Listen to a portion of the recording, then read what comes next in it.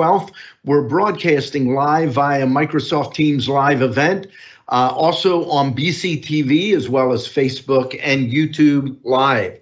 We'll begin with a moment of silence, followed by a pledge to the flag.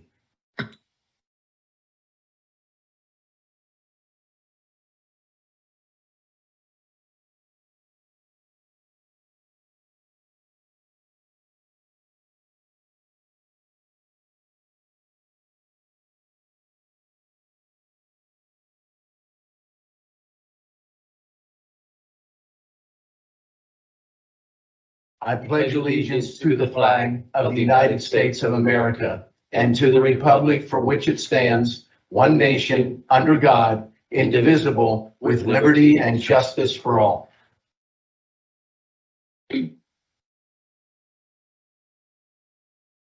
Very glad to have Dr. Susan Looney with us today. She's the president of the Reading Area Community College, and this is the opportunity for RAC to provide its quarterly update to the commissioners and to the county. Dr. Looney.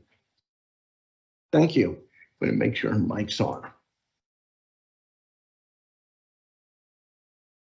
I always enjoy coming up and briefing all of you on the wonderful things happening at Reading Area Community College. I believe I'm good. Thank you.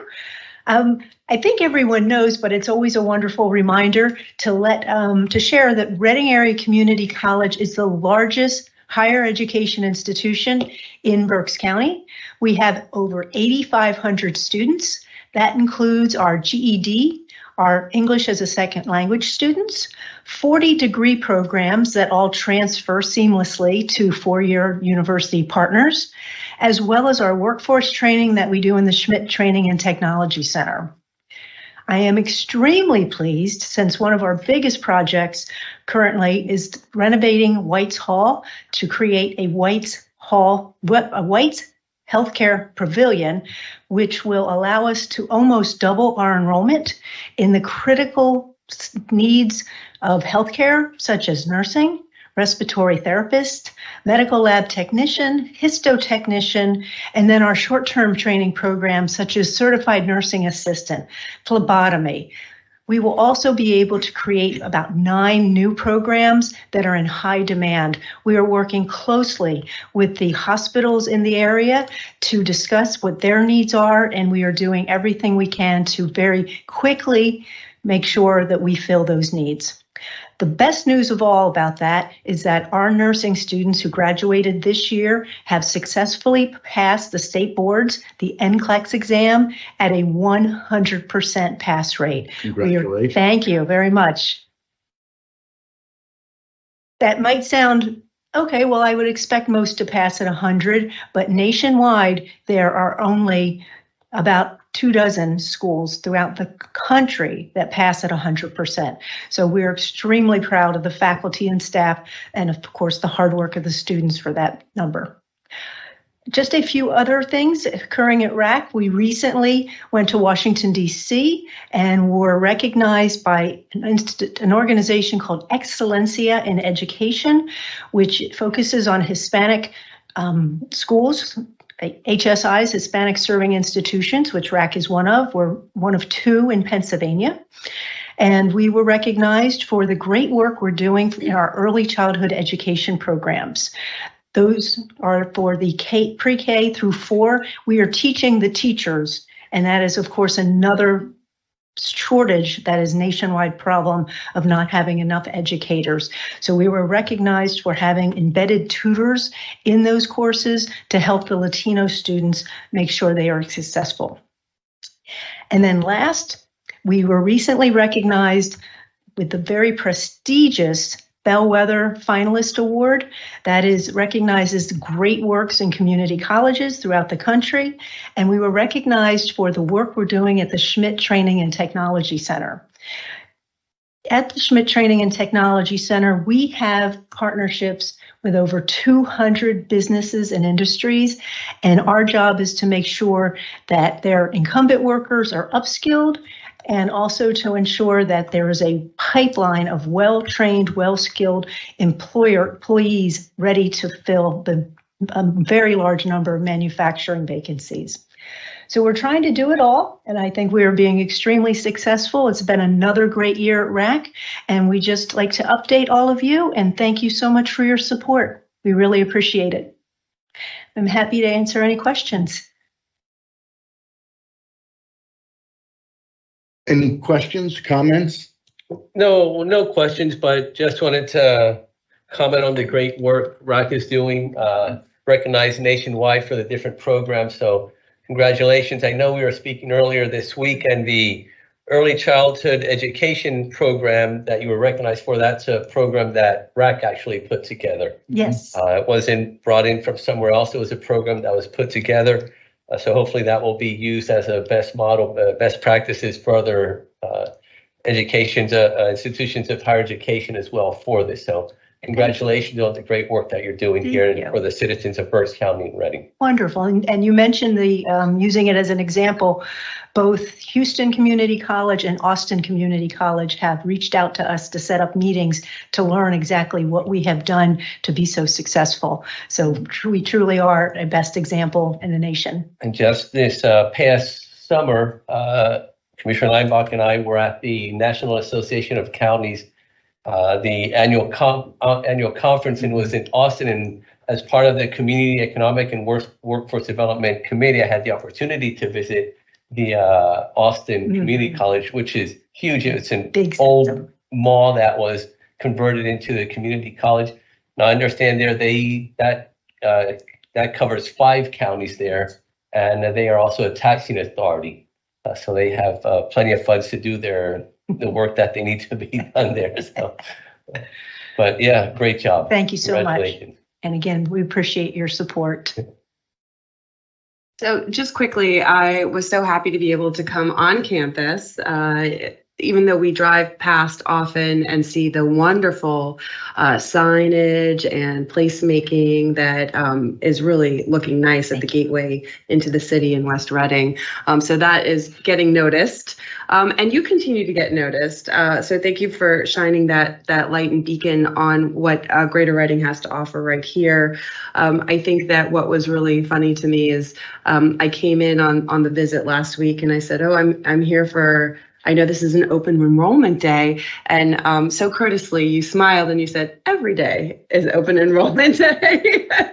So I wanted to reemphasize that point that you are there and you are open and available, and for people to go and visit the campus, to walk around. It's a really lovely location on the riverfront, and just really you get to experience the atmosphere of learning and education that you create. I think specifically, as Commissioner Rivera mentioned, the early childhood education is an important piece that speaks to me as a Berks Countyan.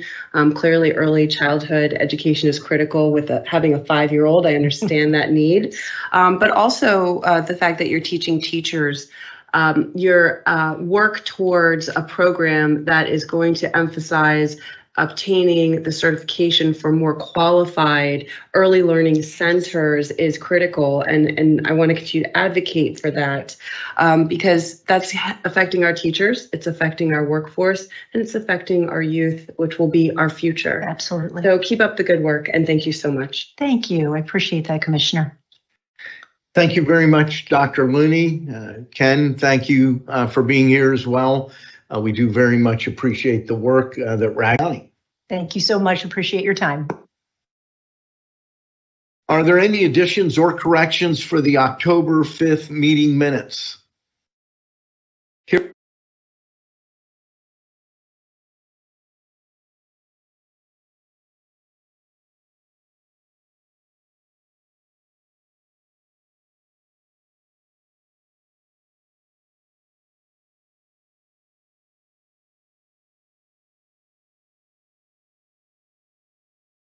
Hearing none, the minutes will stand approved as presented. This time I'll recognize my executive assistant, Anne Marie Grill, to read the public comment policy.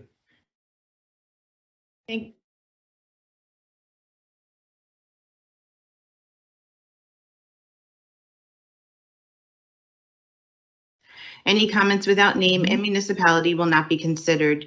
Each citizen can submit one comment. Comment length is dictated by limitations of the platform being used, Teams Q&A, Facebook, and YouTube. In-person comments will be accepted first, followed by comments submitted virtually. The meeting comment period is limited to a total of 30 minutes, including both in-person and virtual comments. This time period may be extended at the discretion of the board. Please be concise. Comments that are germane to county business will be read during the meeting and should not be considered to be interactive dialogue with the commissioners. The county solicitor shall be the final arbiter of whether a comment is germane and should be read. Any response to public comment will be done at the discretion of the commissioners. Thank you very much, Anne Marie Grill. I did realize for those watching and listening online, there was a little bit of a loss of signal. I don't know if that was Microsoft or on our side, but all that you missed was the reading of the slide that was up, and I saw that it came back up before Anne Marie finished reading that. Any public comment on specific agenda items? There's none in person and there is none online. So we will move ahead with the agenda. Item 1, authorizing under that budget department, adopt a resolution authorizing 2023 budget transfers in the amount of $164,494 and 2023 appropriations in the negative amount of $1,354,581 per listing dated October 6th of 2023. There are 2 items listed under Human Resources. Item 1, authorize the appointment of Candace Miller to Internal Auditor in the Controller's Office. And item 2, authorize the appointment of Victoria Dugan to Director of Staff Development at the Berks. There are several items listed under Commissioner Sahelnick. Item A, adopt a resolution authorizing the reappointment of, is it Arlene? Arlene Pimentel, Arlene Pimentel, Reading, PA, to the Berks County Public Library Advisor, expiring on December 31st of 2026. Item B, adopt a resolution authorizing the reappointment of Deborah Noel, Morgantown, Pennsylvania, to the Berks County Public Library Advisory Board for a 3-year term expiring on December 31st of 2026. Item C, adopt a resolution authorizing the reappointment of Mark R. Sproul, Shillington, Pennsylvania, to the Berks County Area Agency on Aging Advisory Council for a 2-year term expiring on December 31st of 2025. Item D, adopt a resolution authorizing the reappointment of Karen Miller, Burnville, Pennsylvania, to the Berks County Area Agency on Aging Advisory Council for a 2-year term expiring on December 31st of 2025. Under the Commissioners, we have 2 items. Item A, adopt a resolution authorizing a letter of support to the PA Department of Conservation and Natural Resources Bureau of Recreation and Conservation requesting an extension to the completion date of the Grings Mill Trailhead Improvement Project to December 31st of 2024. Item B is being pulled. Item C, adopt a resolution authorizing the chair to execute amendment number 2 of a lease agreement between Berks County Nonprofit Development Corporation landlord and the County of Berks tenant to lease office space located at 400 East Wyomissing Avenue in Moulton, Pennsylvania. And actually that would have been B. And the new C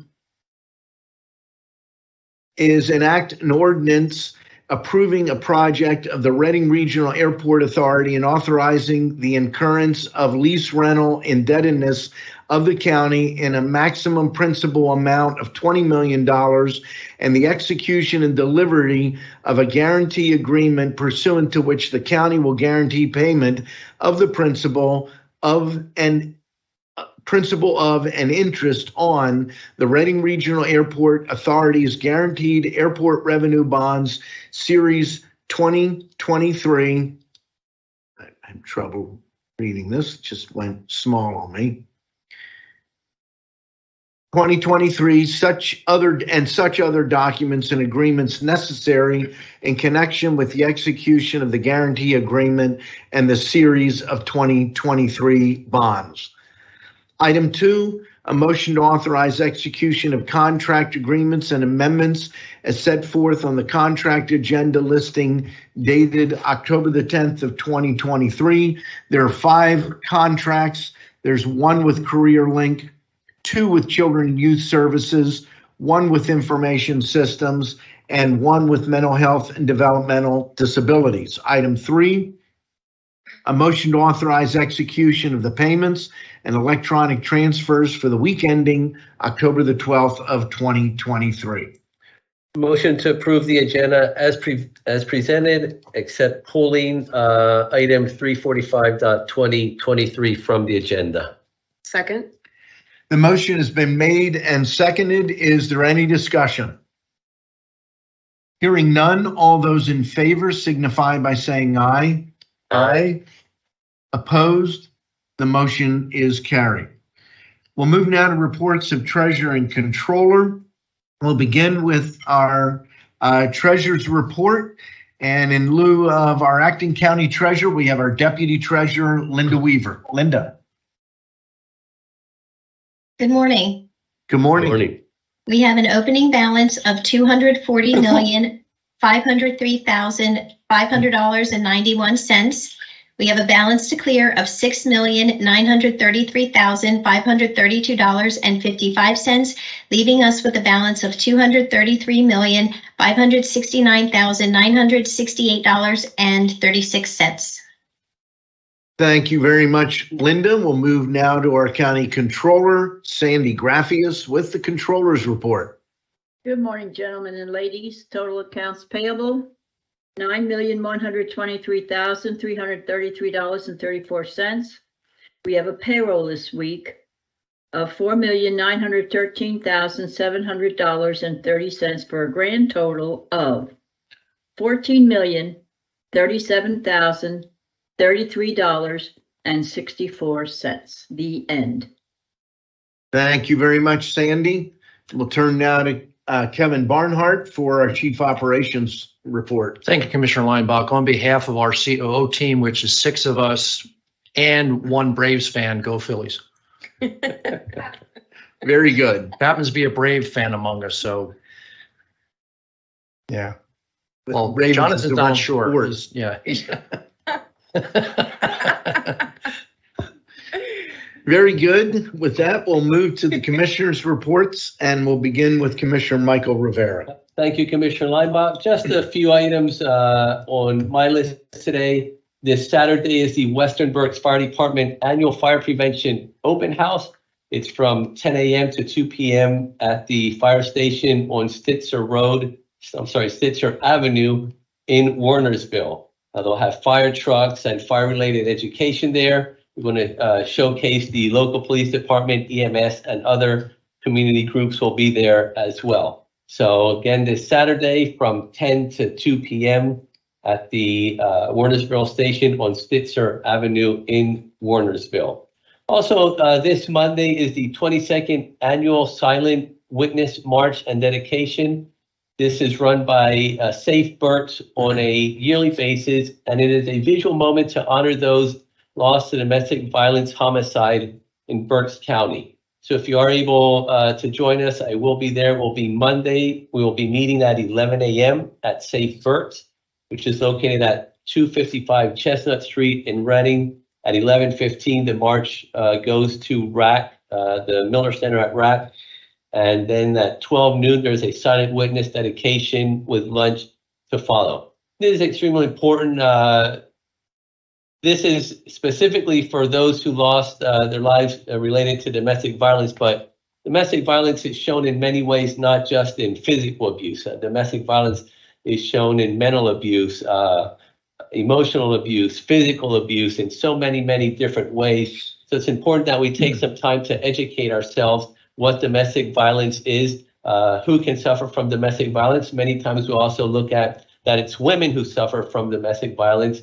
when the reality is that men also suffer from the domestic violence. So if you are available this Monday, please join us to come together and say no. We'll be hosting the 2023 Pennsylvania Economic Development Association Fall Conference. It will be at the DoubleTree Monday through Wednesday. So a great honor for Reading and Berks County.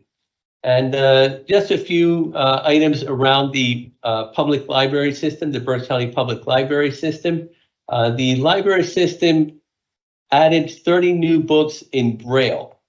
So these accessible materials are free, available free to Berks County Library patrons. So if you don't have your library card, please get that. For more information, you can visit the library website at berkslibraries.org. Again, berkslibraries.org. Was my microphone off? No, but mine was on. Hopefully they picked it up. No. All right. And then the last item is that now through December, public libraries in Berks County are shining a light on the importance of health literacy. There will be information and activities related to health literacy at the different member libraries. So make sure you visit the libraries, get some information on health literacy. Our libraries are more than just books. They're a lot of other information, as you can see, accessible materials, health literacy, for the community. So make sure you visit one of our libraries if you have not already done so. That's all I have. Thank you. Thank you very much, Commissioner Rivera. We'll turn now to Commissioner Lucine Sahelnik. Thank you, Commissioner Lineback. There are so many things happening and occurring in October in Berks County, and I consider us lucky to live in such a wonderful place. But I'd like to just take a moment to bring attention to what is happening around the world and how it affects us here in Berks County. Last night there was a candlelight vigil, and we thank the community for holding that space.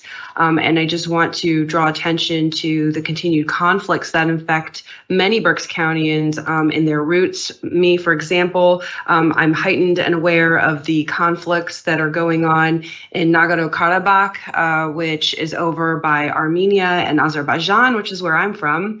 In addition to what's ongoing in Russia and Ukraine, Israel and Palestine, I know this affects many of us here. So take a moment, please, in everything that you're doing to be compassionate and be good neighbors here to those who live around you, and help in any way that you can if you see people who are being affected directly or globally in these occurrences.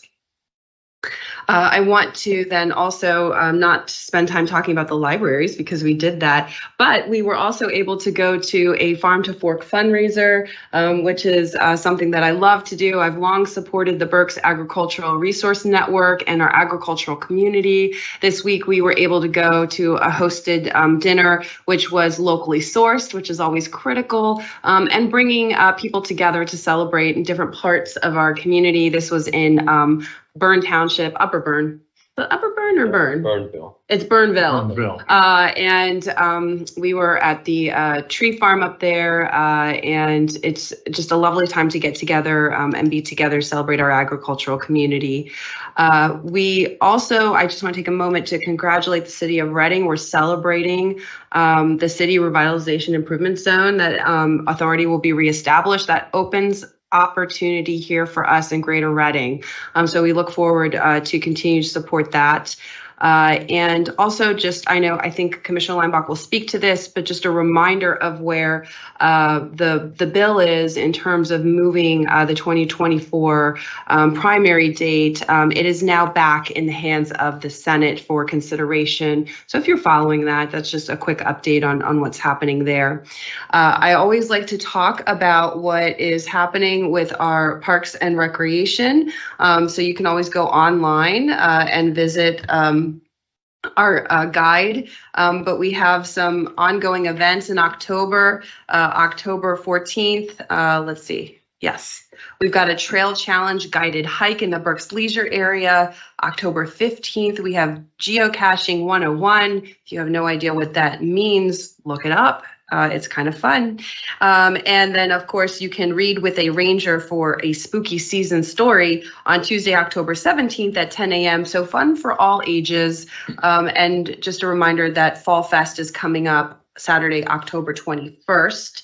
As you fill in your personal calendars here in Berks County and what to do.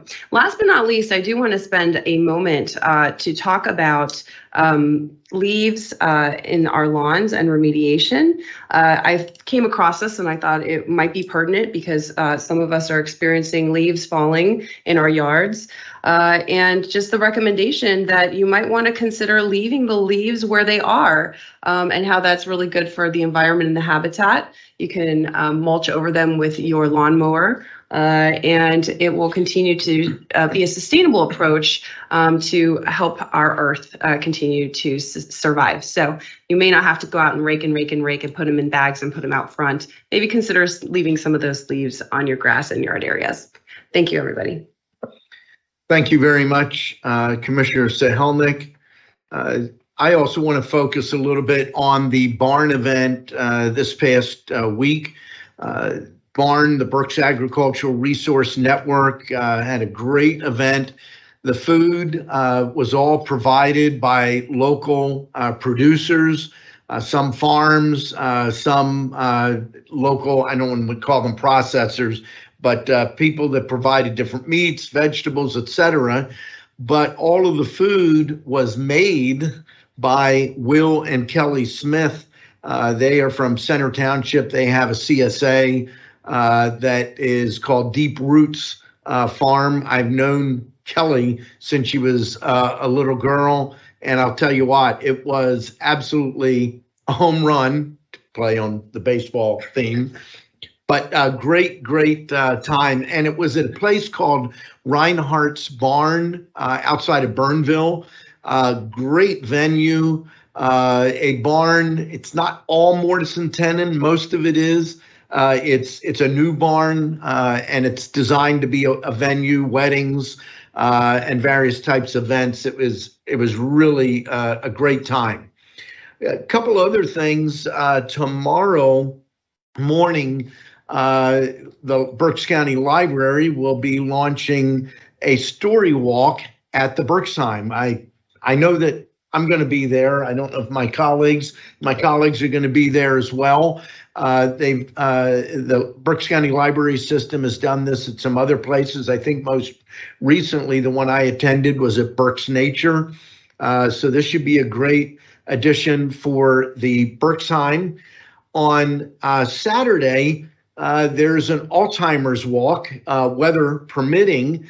And yesterday, Anne Marie and I went over to the Berksheim at lunchtime because Team Berksheim, and that's staff and employees from the Berksheim, are helping to raise funds for Alzheimer's research. And so they had a hot dog sale, and we went over and bought some hot dogs, ate our lunch out on a bench in front of the Berksheim. But that is going to be taking place on Saturday. Great opportunity there. And weather permitting, we have the Topton Halloween Parade on Saturday evening, which is one of the larger Halloween parades that we'll be participating in. Last thing I want to touch on, last week, I talked a little bit about the efforts in the legislature and working with the governor to move the presidential primary date up from its normal, I think it's on the third or fourth Tuesday in April. And I think, or the third Tuesday, yes, in April, to either April the 2nd, which is the House version, or March the 19th, which is the Senate version. This has been in the process since early summer. The County Commissioners Association weighed in on this early with leadership in the governor's office saying we were not opposed, but it needed to happen sooner rather than later. It isn't done yet. And as a result, the CCAP, the County Commissioners Association of Pennsylvania Board of Directors unanimously authorized a letter to be sent to Governor Shapiro and members of the Pennsylvania Senate and members of the Pennsylvania House. So this is from the CCAP board, number one. Number two, anything that that is talked about in this letter should not reflect on our county election staff or any county election staff. In the discussions of the board, our concern was that the 2024 election already is going to be a very significant race. Presidential races have a much, much higher turnout than historically other races. And there's going to be a lot of scrutiny, as there should be, of this race. We don't need to change things at the last minute. And that's the concern. Not that our staff are not competent or not able. We believe it is important that this be looked at long before this point. And I'll let the memo speak for itself. To the Honorable Josh Shapiro, Governor, members Pennsylvania Senate, members Pennsylvania House. On behalf of the County Commissioners Association of Pennsylvania, I write to express our concerns that it is now too late to change the date of Pennsylvania's 2024 presidential primary election. While we thank the General Assembly and the administration for their thoughtful discussions around this matter, at this date, counties can no longer guarantee there will be sufficient time to make the changes necessary to assure a primary on a different date would be successful. Counties have a significant responsibility in assuring elections remain fair and secure at every step of the process, from verifying voter registrations to training poll workers to counting and certifying election results. As the level of government responsible for assuring the integrity of the election process, we respectfully request the legislature and Governor Shapiro set counties up for success by incorporating county input to help develop solutions that can be implemented with appropriate resources and time to do so.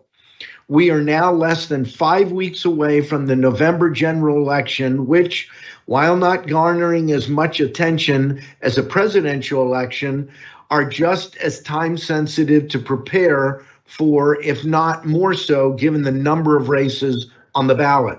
This means counties will be ramping up such critical tasks such as programming voting machines, logic and accuracy testing, preparing materials for polling places, training poll workers, and so on top of other daily activities.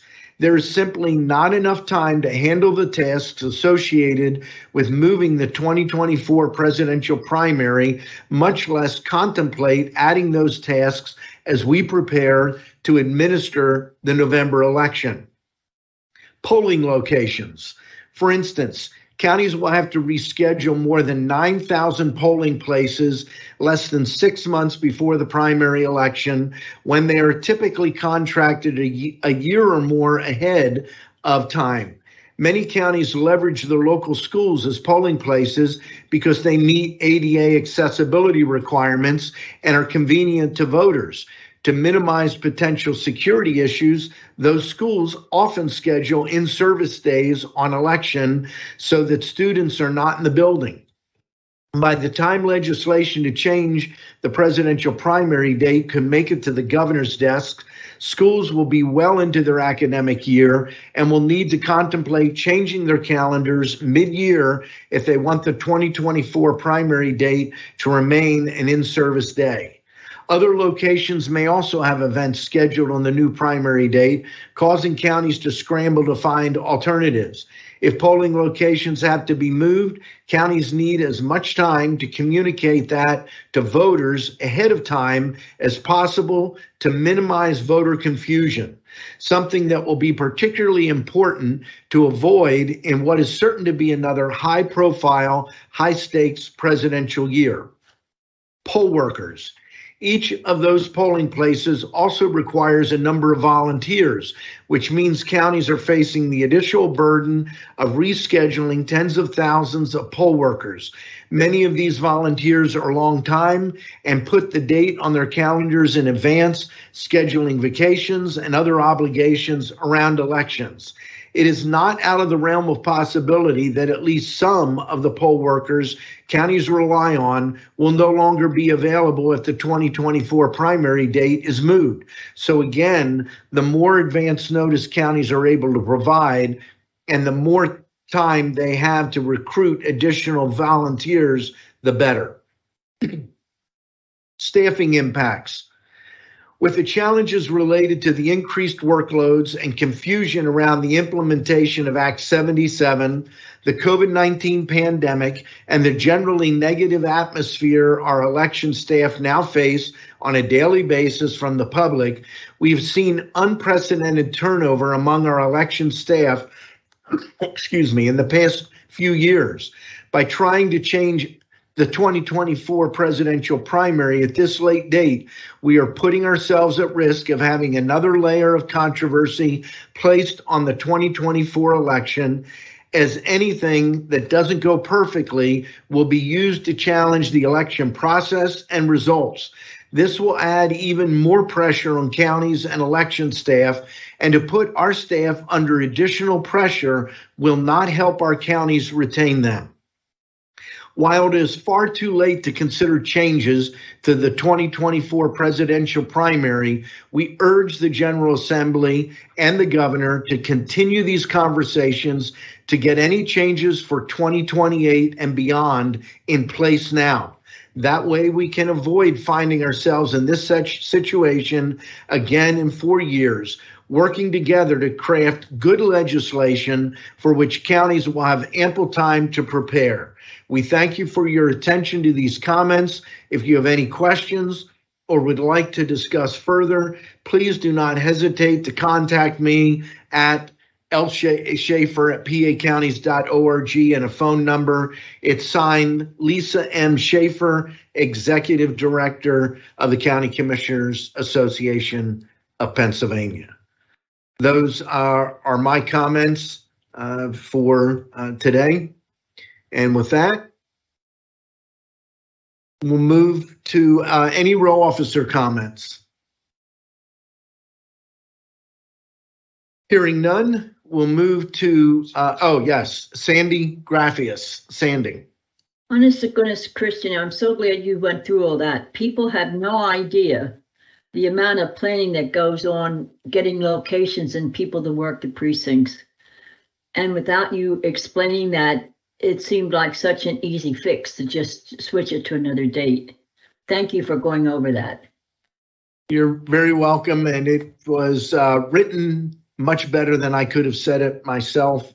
I appreciate the County Commissioners Association thoughtful leadership on the issue, and thank you for your comments. With that, we will move to public comment. And we have one person signed up for public comment, Maria Bogdanova-Pfeiffer from Ole. You could step to the microphone. You have 3 minutes.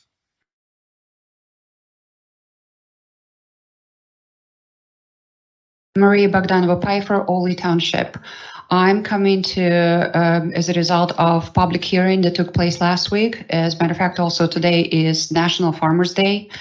What concerned me during that hearing is that the farmland has been converted despite the wishes of the farmland owners and the township as well, from agricultural to anything but, including residential, industrial, to build more properties, warehouses, and now what I understand, solar is going up, which is not the most convenient form of energy to start with.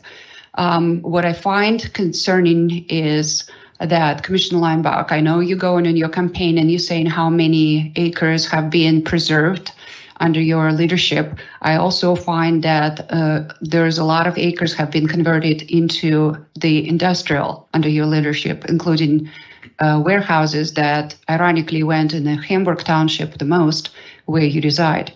In addition to, that you seated and voted member on the conservation district.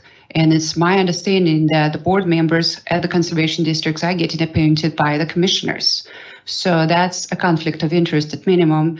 And that would provide you with the information which farmers apply for the land preservation, where it is located. In other words, if it would be a stock market, I would call it insider trading. This is extremely concerning to me. The farmland owners and the townships should have a say of how they want to allocate their acreage. It's also the discrepancy between the Anzalone Township of 250 acres versus county conservation district of 500 acres that they had to achieve, which they, in sense they did in the collaborative applications for land preservation. If we don't have the land, if we don't have the farming, the food is going to be scarce. And this is, if whoever controls the food source and water source is going to control the future. So holding on to the farmland and providing independence for the county, it should be utmost task for the commissioners and the county. So I really encourage you to listen to amendment they presented to preserve their land. And Adam's family, with their 250 acres just on their own, should have a right to put their land in the conservation. Thank you. There are no other public comments.